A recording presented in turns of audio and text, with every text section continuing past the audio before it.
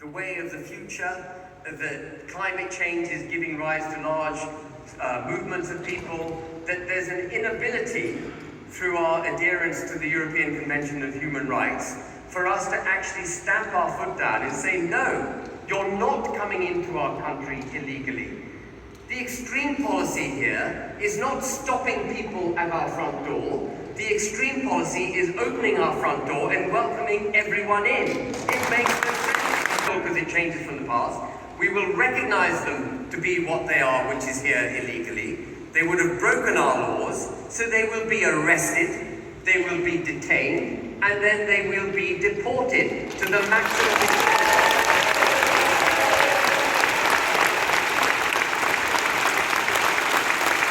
By the time it became an act, that had gone. It became a shadow of itself, and that Illegal Migration Act has never been enacted. We must reacquaint ourselves with the notion that British law applies in the United Kingdom, and if you've been judged to be illegally here and judged to be deported, you will be deported. You can't appeal. Why the devil should you be allowed to appeal across the globe in order to do the bidding of the Crown? Now can't even stop a flipping rubber dinghy in the channel. And it's not because the Royal Navy and the naval officers and cadets and everyone else are incapable of discharging their duty. It's because their political masters are not invoking them to do their duty. The Royal Navy will be given full legal protection, and it will be instructed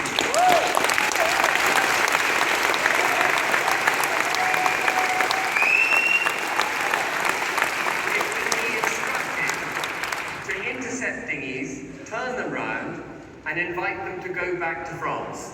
I know France will give the Navy all the tools that it needs in order to do its job. And I tell you folks, if a dinghy full of single young men from Afghanistan, Somalia, and wherever come up against a frigate that refuses to let it pass, I think they'll go back to France pretty damn quickly. Think to us as well that the Home Office is hijacked. The job required to be done will not be done by them. So the advanced UK government is going to establish an immigration enforcement force and tribunal. And denounce, as I said in my statement on culture, we have to denounce the withdrawal agreement. And I'll tell you why we have to do that. Because the withdrawal agreement has in it this Northern Ireland Protocol. And in the Northern Ireland Protocol, it doesn't just require that Northern Ireland continues to stick and commit itself to the European Convention of Human Rights, as does the Good Friday Belfast Agreement, but it goes on to establish also European Union human rights laws in Northern Ireland, I think. No, 15 minutes. How long was it? 25 minutes, something like that. It took me 25 minutes to set out a set of policies which would save this country. People keep telling me, Ben, it's too far.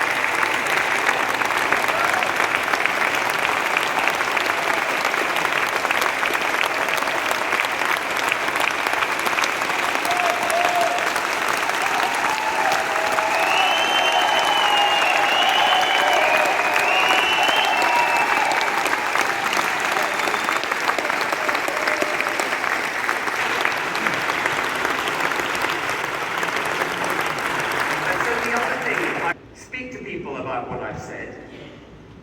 Explain to people that there is a political party that has the ability, the capability, the fortitude to deliver what this country so desperately needs. And that party is Advance UK, and they should join it. They should leave the other part of the government. Will be people who are basically new to politics. I mean, I like to think of myself not as a politician. It's harder and harder for me to make that claim as leader of a political party. But I've come to politics because I'm pissed off with what the government's been doing for the last 30 years. A great British institution has been brought to its knees through chumocracy, corruption, the globalist order. All of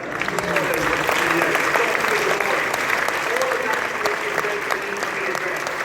And all the policies required to address it will be made by the college in the forthcoming year.